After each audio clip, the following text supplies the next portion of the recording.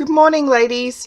My Kraft Challenge double layout for this month was meant to be my first process video, but at the end I discovered I hadn't hit record, so unfortunately I don't have a process video for you, but I'm going to do a walkthrough instead, as suggested by some of the ladies at Scrap Gals community. Hi everyone at Scrap Gals. So I thought I'd start by telling you how I prepare for a challenge. So I'm very time poor when it comes to crafting, and a thing that really helps me take the stress factor out of creating is at the start of the month I pick a couple of challenges and I go through my embellishments, and I get a Ziploc bag for each challenge and I put any embellishment that might work for that layout in the Ziploc bag, and I set it aside, and then I select photos, put them with it, and then I select some papers and I put it all aside, so when I've got a spare 10 minutes, 20 minutes, hour, whatever it might be, it might even only be 5 minutes, I can just start playing. Sometimes it might be that the layout sits on my desk for 3 days because I start playing, I get a couple of minutes into it, and then I have to go do something else, and I just leave it there and I come back to it. So this month I selected some apricot flowers from Delicious Scraps, some mini pink roses from Kraft, some mini green roses from Kraft, some pink embroidery thread, 2 different pink ribbons, some rose ribbon, and a selection of die cuts from the Charlotte's Dream collectibles from Kraft.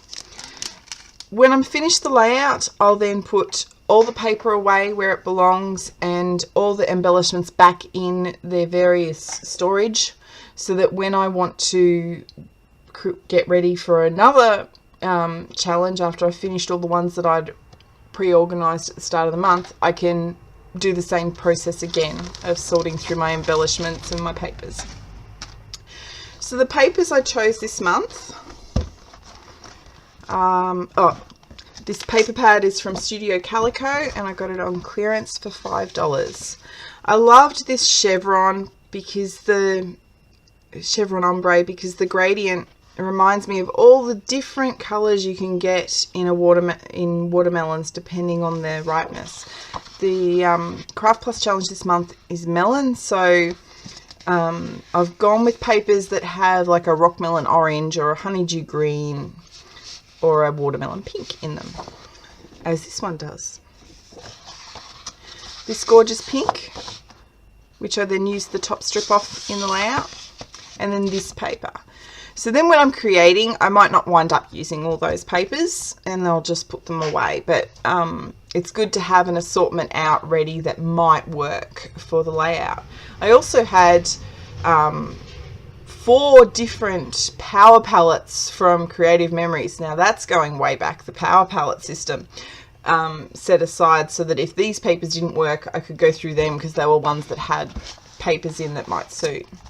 So when it came to using this paper, I used the top strip because there's a blue in the mood board that's similar to this.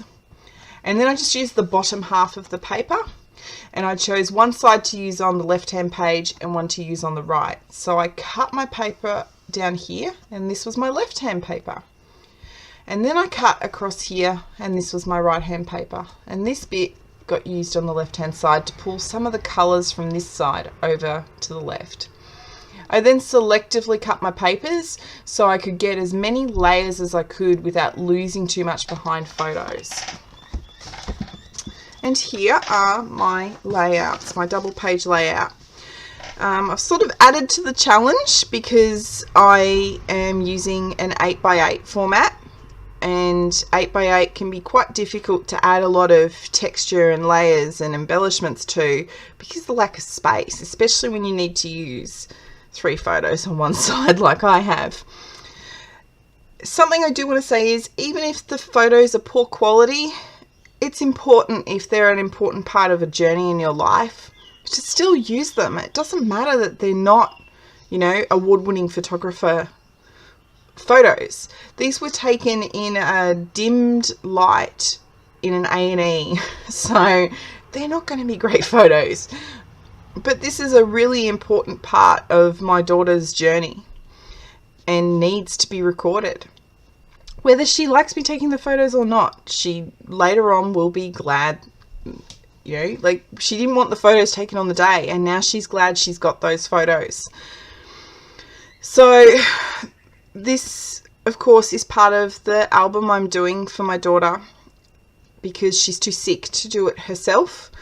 I'm not doing any of the journaling. I'm putting pullouts in between the pages for her to do the journaling later when she's up to it. But with the layouts already done, that takes a big lot of the work out of it for her, and they serve as a visual prompt when she's recording her layout, her memories. So I also, in my Ziploc bag of embellishments, put 2 white die cut butterflies that I got in a die cut swap, and I've coloured them in a pale blue and a pale pink. And to sort of pull things together, I've put the blue strip on the left because there's a blue butterfly on the right, and the pink strip on the right. When I was sticking it down, first I adhered my biggest piece of paper, that was my top layer. Maybe that's the way I should say it. First I adhered my top layer down, but only in the middle, so that I could tuck my other layers in as I did my layout. My blade is getting blunt, but I don't mind the little rough edges. It sort of adds a bit of texture. So I just got replacement blades on Friday, so I need to put them in.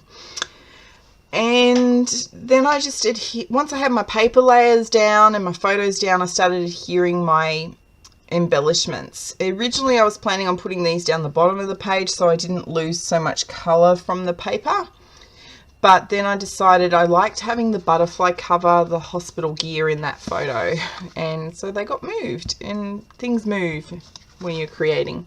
I loved the color of this die cut Love because it's very watermelon. And yeah, this is my double page layout for my daughter's album, and it was great fun to do a double layout. I haven't done a double layout in so long, and it's good to get back into doing them. And here is her album that it's a work in progress, you know, I've got lots of layouts to still do for her. So I'll just quickly slot my layouts in. This was her first ultrasound, which I've done for the White with One last month, and this was the June Aussie Crafters Challenge, which I used for her first hospital stay. So I'm only putting dates on the layouts. I'm not putting any details on there. They're for her to record that. It's her journey.